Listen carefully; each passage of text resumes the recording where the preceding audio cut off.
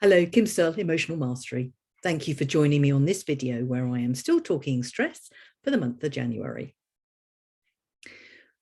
My typical clients are accountants, and right at this time of the year, they're under pressure to turn around those last-minute self-assessments that come through to their desk.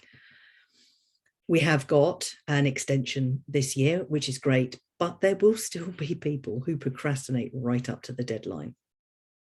And it's always curious to understand, what is that about? What I have found from working with clients is that the reasons can be many and varied, certainly on the surface. But when you start to dig deep and you get to the root cause, which is where I go, you can start to see some commonalities going on. So one of the big ones is a fear of getting it wrong, a fear of not being good enough, of managing to, have some doubt around what you're doing. I don't know whether this is you, but it's not your fault. You've learnt that fear from somewhere, and it can be changed. Once what can be learned can be unlearned, and we just need to understand what that is. The second reason I find people may procrastinate is more to the fact that they don't understand something about what it is they've got. So it might be a new project that you've been given. Maybe you've got into a new role and there are certain elements that you don't understand. Maybe you just don't understand where it fits into the broader picture. And it's okay. We have learnt somewhere in our history that asking questions does not always give us the desired results. But it's interesting because everybody didn't understand at one point until they were shown or told. So it's okay. But if you haven't got anybody in your immediate environment, is there somewhere else that you can find out what it is you need to understand? I worked with a client who was in procurement, and he was really struggling. He used data to make decisions about which suppliers would be used and which ones would give the biggest benefit financially, not just service-wise. But the problem he was facing was systemic in the business, because they were the result of several takeovers and mergers and acquisitions, which meant all their systems didn't really talk to each other. So they had to draw the information out from several different systems and try and collate the information, which may involve different times, dates, periods, all sorts of things, even data collected. So sometimes it's not you. And you not understanding is you just voicing what everybody else is feeling. So just saying. The other reason people may procrastinate is because they're bored. They don't want to do it. They don't like it. It's just not what they signed up for.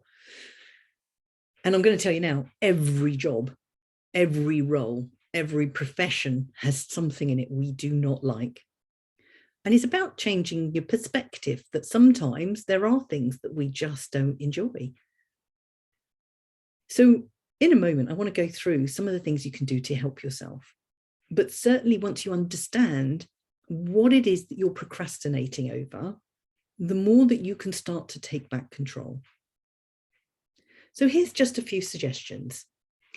What if you look at the time of day you do things? For some people, they work really, really well first thing in the morning, others about midday, 11 till 3, and others later in the day. If that's the case and you find out which time you work best, schedule these tasks for then. First of all, you'll be alert, you'll be ready to do them, and you can whiz through them much faster, particularly if it's something that you know inside out. If you don't like the task, I wonder, is there somebody else who loves doing it and you could perhaps do a quick sort of swap with tasks? I have seen roles become reassigned, elements of roles being reassigned just to get the work done. Somebody somewhere loves what you do, even if you don't like it, and you just take something they don't like. More importantly, and perhaps something we don't think about, is the environment. We've been forced to work from home for the last 2 years, I get it. But sometimes the environment can be very key. For me, when I was working in Vodafone as a senior project manager, but actually since, I found when I've got something that I'm just not getting done, I'm best to go to Starbucks. Now, it could be any coffee shop. I just choose Starbucks. And the reason is I don't feel like I'm working. I'm out and about. I'm seeing people around me. I don't have to engage with them unless there's somebody I know walks in, but invariably they don't. But it's a different environment. It's more relaxed. So it just helps me free up my mental capacity to do what I need to do. I'm just saying, find what works for you. Is there something about your environment that's not conducive to you getting on with your work? Is it cluttered? Does it need to be well lit? Do you need to do a walk beforehand? I've no idea. Have a think about it. The last one, and the one that I would advocate most, is start to look for the patterns. What do you tend to procrastinate over? So it won't just be in the workplace. There will be other things that you put off, delay, avoid doing. And once you start to get a list of them, try and see what the common cause is, because that's what I do, but I go deep. I'm finding something that's not behavior, that's not your thought processes. It is in part your emotional content that's telling me what's going on, and beyond that, the early learning that contributed to it. Well, I hope that's been useful. Any comments, very much appreciated. What's your thoughts? Do you procrastinate, or do you know somebody who's procrastinating? Because the interesting thing is the impact of it is stress on us and those around us. It's those small things that build up over time that can have real consequences, not just for us, but for those around us. And if you're one of those people who procrastinate on your tax returns and your self-assessments, have a very close look at that, because the impact of not doing it can have financial consequences for you. Thank you for listening. Speak to you soon.